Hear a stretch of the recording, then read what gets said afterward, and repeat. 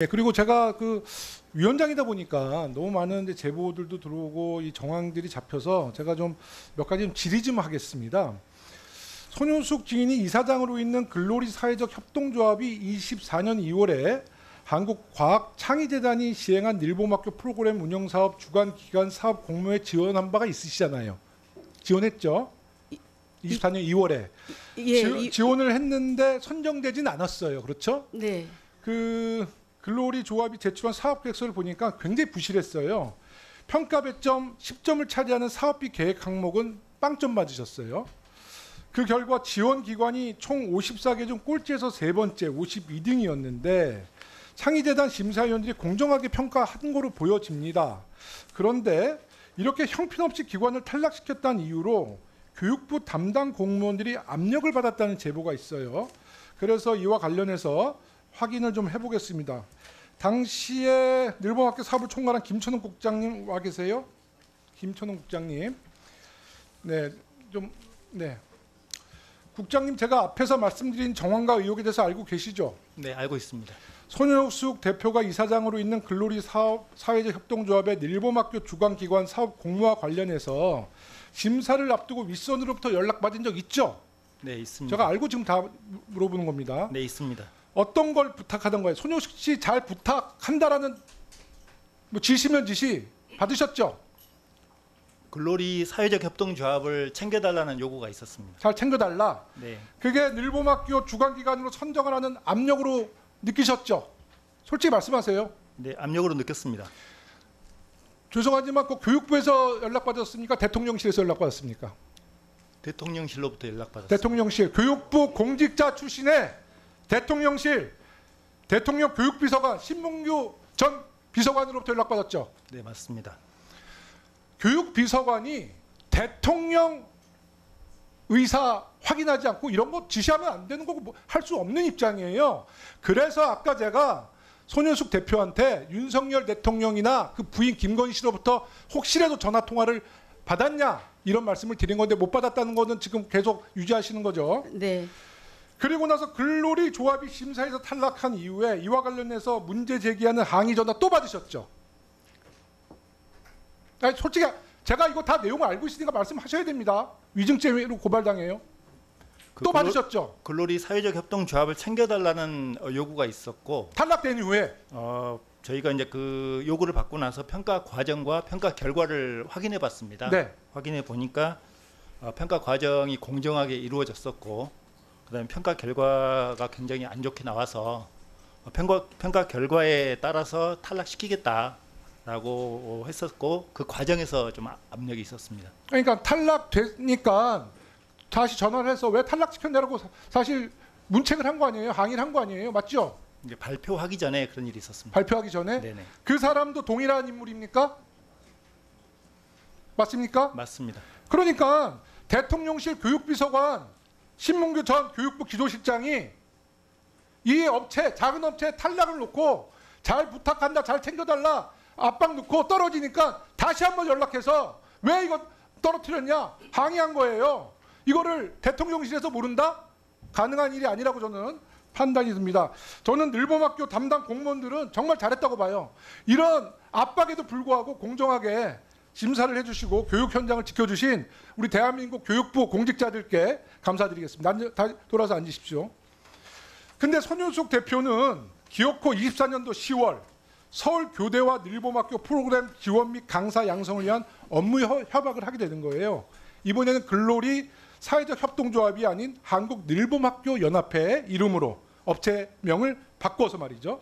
이 부분이 의구심이 갈 수밖에 없는 이유는 손윤숙 씨는 이미 입장문에서 서울교대의 프로그램이 채택된 연유에 대해 2024년부터 한국과학창의재단 공모사업에 도전했는데 실패를 반복해 탄식하던 중 창의재단 일본팀 관계자가 향후 전국 교대를 중심으로 공모사업이 진행될 것이라고 조언해줬다라고 입장문을 발표했어요. 맞죠? 네. 그것도 변호사를 통해서 입장문을 발표했어요. 자, 그런 정보를 알려준, 조언해준 사람이 누구입니까? 말씀해 주세요.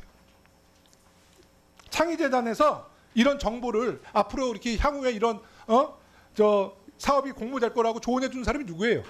2월 달에 그 1차적으로 프로그램 늘봄 아니 그러니까 공허 학교 말씀해 프로그램 공모 사업에서 제가 이제 낙방을 하고 주세요. 네네. 그다음에 5월 달에 또 있었습니다. 네네. 그때도 저희가 이제 그 사이에 많은 이제 아니, 노력 낙방하고 끝에 나서 넣었다가 네네. 그때는 또 교대에서 비슷한 사업을 추진할 거라고 저 창의대나에서 귀띔해줬다라고 본인이 밝히셨잖아요. 예, 문건에. 그래서 누가 그거 조언을 해줬냐고요. 그때 저희가 했을 때 이 접수 시간을 한 5분 정도 놓쳐서 그러니까 결국은 접수를 못했는데 자 잠깐만요. 그러면요. 예. 제가 이제 우리가 이제 여러 제보는 당시 그 창의재단의 이사장이 조율래 이사장인데 맞습니까? 조율래 이사장이 좀 조언해줬죠. 아닙니다. 저는 그분을 모르는 분입니다. 창의재단에서 제가 어디- 미처 못 챙겼으니까 서울 교대에 영향력을 행사하기 위해서 협력 업체를 선정해 준 거잖아요. 아닙니다. 자, 좋습니다. 그러면 조율래 전 창의재단 이사장은 MB 정권에서 이조 장관 재임 시 차관을 영입한 분이에요. 이조 장관이 혹시 조율래 이사장에게 이와 관련돼서 연락받은 적 있어요? 전혀 없습니다. 그러면 이수정 정책자문관을 통해서 지시한 바 있습니까? 없습니다. 없으세요? 네. 자, 이수정 교수님 마이크 좀 잡아주시고요. 제가 진짜 많은 제보를 다 까발리고 싶은데 제가 좀 절제해서 말씀드립니다. 자, 손효숙 씨한테 서울 교대와 업무 협약을 체결할 수 있도록 도와달라는 청탁 받으셨죠? 아니 받지 않았습니다. 직간접적으로 한 번도 안 받았어요? 예, 받지 않은 전 그러니까 직간접적으로 한 번도 안 예, 받았습니까? 받은 기억이 없습니다. 자, 그러면 손효숙 씨를 전혀 알지도 못하고 본 적도 없는데 정책자문관으로 추천한 게 바로 이수정 자문관이시잖아요. 예, 자문위원으로 추천. 예, 예. 예. 그러니까 그게 지금 납득이 됩니까? 제가 그 자, 그러면요. 다시 한번 얘기할게요. 전혀 일면식도 없고 알지도 못하는 손효숙 씨인데 손효숙 씨가 대표로 있는 함께 행복 교육 봉사단은 알고 계시죠? 예, 함께 자, 행복 그러면 알고 계시죠? 교육부 직원에게 이 함께 행복 교육 봉사단과 MOU를 체결하라는 압력을 넣습니까, 안 넣습니까? 압력을 넣지 않습니다. 그러면 네. 의사를 전했습니까? MOU 체결할 수 있도록 도와주라고 의사를 전달했습니까? 도와주라고 하지 않았습니다. 자, 앉으십시오. 김천웅 국장님 다시 나와보세요. 왜 이렇게들 거짓말을 치시지? 국회가 정말 만만하게 보이시는 것 같은데. 이수정 자문관으로부터 손효숙 대표의 단체와 MOU 체결하라는 지시 받았어요, 안 받았어요? 네, 작년 5월에 요구를 받은 적이 있습니다. 받으셨죠? 손효숙 대표가 국장님께도 직접 전화했죠. 전화는 아니고 문자를 보내온 적이 있습니다. 자, 일반 국민들이 사업자가 이 교육부의 최고위직 국장에게 문자를 보내고 담당 정책자문관은 MOU 체결하라고 압력을 넣고 이게 말이 되는 거예요? 그런데 의원님, 지금 모든 증언들이 다 거짓으로 밝혀주고 있고요. 의원님 답변할 잠깐만요. 시간을 네, 주십시오. 교수님 잠시만요. 예, 그래서 손효숙 대표가 국장님에게 그러면 직접 문자로 어떤 내용을 문자로 보냈어요? 먼저 본인 소개를 하고 네. 그다음에 그 제안할 게 있다고 해서 제가 답변을 하기를 우리 담당 부서 연락처를 알려주면서 그쪽으로 연락하라고 했습니다. 아니, 국장님 전화번호는 손효숙 대표는 어떻게 알았습니까? 이수정 자문관이 알려준 걸로 생각됩니다. 자, 이렇게 명확하게 이수정 자문관과 손효숙 대표의 관계, 대통령실의 압력, 이것을 방관했든 알았든 교육부 장관이 태도, 이것이 교육부가 대통령실이 직접 리박스쿨과 연관이 없다라고 어떤 국민들이 생각하겠어요. 앉아 계십시오. 저는 이 대한민국에 희망이 있는 거는 그래도 교육부 공직자들은 흔들리지 않았다는 이런 메시지를 국민께 말씀을 드리겠고요. 이제 다음 이 질의가 다시 처음부터 돌아갔는데 정말 여기 계신 모든 증인들, 모든 증인들 좀 솔직했으면 좋겠습니다. 저는 오늘 이 순간에도 정말 이조 장관님 정말 무책임하게 저는 이조 장관님과 소통은 잘 됐다고 생각하는데 지금 이 순간에도 어찌됐든 도의적이든 아니든 이 무리를 일으키고 이 사태가 나면 국민께 사과 한마디는 해야 돼요. 아무도 사과하지 않습니다. 모두들 정당화되는 거예요. 이 교육이 정당한 교육이라고 다들 말씀하시는 건데 국민들이 평가할 문제지만 저는 정말 이러시면 안 된다고 봐요. 그리고 잘못한 거 있으면 솔직히 고백하고 죄송하다 국민께 사과하고 다시는 이런 일이 발생하지 않도록 재발 방지를 교육부가 마련해야죠. 이걸 조직적으로 이렇게 은폐하면 됩니까? 자, 그러면 위원장님 제가 좀 잠깐만요. 말씀드리겠습니다. 네, 교육부 장관님께서 네, 일단 네. 말씀을 주시고 네. 네. 그래서 뭐 교육 우리 교육부 직원에 대해서 이렇게 높게 평가해 주신 것에 대해서 먼저 감사드리고요.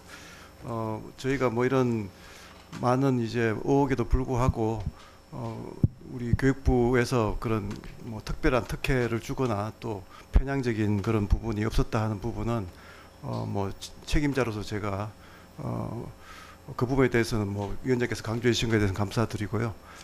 지금 지적하신 이제 그 교육부 그 자문관이 지금 그 본인이 그 전혀 모르는 사람인데 추천을 받아서 그 이야기를 했다 하는 것도 저는 그 말이 사실이라고 믿습니다. 그리고 제 개인적인 경우에도 저는 뭐 이 지금 진행되는 사안에 대해서 전혀 몰랐고요. 오히려 부서에서 그렇게 불편부당하게 일처리를 했다 하는 것에 대해서 저도 자부심을 동시에 느낍니다. 다만 이제 위원장께서 지적하신 대로 이런 사태로 인해서 국민들께서 심려하는 그런 상황이 발생했기 때문에 그 부분에 대해서 뭐 책임자로서 사과하는 부분에 대해서는 국민들께 죄송하다는 말씀을 드리겠습니다. 네, 하여튼 이조 장관님께서 처음으로 이렇게 사과하셨는데 이거 정말 장관님도 이 집합 복잡한 구도 속에서 이런 엄청난 일이 터졌는데 사실 국회 출석 안 하시고 사실 이 문제를 몰랐던 것도 장관님에게도 책임이 있어요. 다만 이제 장관님은 이제 물러나실 분이기 때문에 제가 더 이상은 말씀 안 드리겠습니다만은 정말 저는 굉장히 실망스럽습니다. 네, 알겠습니다. 네. 네, 일단 이수정 교수님이 뭐 해명하실 일이 있나 보시죠? 예예. 네, 그럼 일어나서 예. 답변을 잠깐만요. 우리 손윤숙 대표님은 지금 아직 질문하실 분 없을 자리에 좀 앉아서 조금 쉬시고요. 자리에 가서 앉아 예, 계세요. 아까 하신 말씀 중에 제가 한 가지 네, 밝혀야 다 될 답변을 할 수 있는 시간 드릴게요. 예. 자리에 앉아가시고 조금 이제 분위기를 좀 이렇게 가라앉히고요. 예, 이수정 교수님 말씀해 예, 주세요. 위원장님. 제가 정확하게 말씀드리자면 저는 자문관이기 때문에 부서 관료들에게 지시할 권한이 없습니다. 그래서 지시를 한다는 것은 말이 되지가 않습니다. 저의 지시를 받을 관료의 의무가 없습니다. 저는 그 함께 행복 교육 봉사단이라는 그 봉사 단체에서 단장이 사실은 작고하신 고 천세영 교수님이십니다. 저의 대학 선배 교수님이시고요. 그분이 봉사단이라고 하면서 교육부와 MOU를 맺고 싶어서 교육부에 요청을 했다. 근데 요청을 어떤 식으로 했는지 전 잘 모릅니다. 그것을 한번 해당 부서에 연락해서 한번 확인을 해달라 이렇게 말씀을 주셨고 제가 그것을 전달했던 기억이 있습니다. 그리고 관료들께는 제가 해당 부서에 그런 민원이 들어왔으니 한번 검토해라 보시라고 말씀을 드린 적이 있습니다. 며칠 뒤에 해당 부서에서 저한테 연락을 주셨어요. MOU 맺는 것이 적절치 않다. 그래서 저도 그런 동의한다고 그러고 더 이상 언급을 하지 않았습니다. 저는 압력을 행사하거나 영향을 이수정 행사하지 교수님 않았습니다. 알겠는데요. 지금 이제 손윤숙 대표가 나름대로 뭐 소신이면 소신, 본인의 이념에 따라서 지금 여러 가지 사회 활동을 해오셨잖아요. 이수정 교수님 그 사회 활동한 내용을 다 아시잖아요. 저는 알지 그럼 못했습니다. 그러면 그렇게 많은 활동을 하면서도 그런 사정도 모르면서 일면식도 없는 분에 대해서 교육부 공직자에게 MOU를 체결해달라고 의견을 내주신 건데 얼마 전부터 오늘이 아니에요. 벌써 얼마 전부터 교육부 공직자들 사이에서는 정책 자문관이 이 문제에 영향력을 행사했다는 소문은 아마 의원님도 다 들으셨을 거예요. 그런데 자문관님은 그냥 의견을 전달했다 그러지만 교육부 장관 정책자문이 3명이에요. 2명은 실제로 교육부 장관님의 측근 맞아요. 근데 본인은 측근이 아니라 그래도 우리 공직자들이 생각할 때는 3명뿐만이 있는 교육부 정책자문관이 말씀 한마디 한마디가 압력으로 느낄 수 있으니까 우리 공직자 사회에서 압력 부분이라는 얘기가 나온 겁니다. 이런 부분은 본인은 아니라고 생각해도 느끼는 사람이 공직자들이 그렇게 느낀 것도 그렇게 느낀 거예요. 그렇게 아십시오. 네. 하여튼 충분한 말씀은 제가 잘 경청했고요. 다음에 손윤숙 대표님 하신 말씀 주세요.